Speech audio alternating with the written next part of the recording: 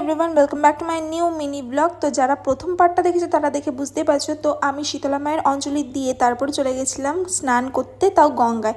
আর পিসিবাড়ির খুব সামনেই হচ্ছে গঙ্গার ঘাট। তো স্নান টান করে আমরা আবার চলে যাচ্ছিলাম ডালা দিতে, মানে আমরা যে উপোস করেছি সেই ডালাটাকে দিতে হবে ওখানে। তো সেই জন্য সেখানকারই কুপন কাটতে যাচ্ছিলাম।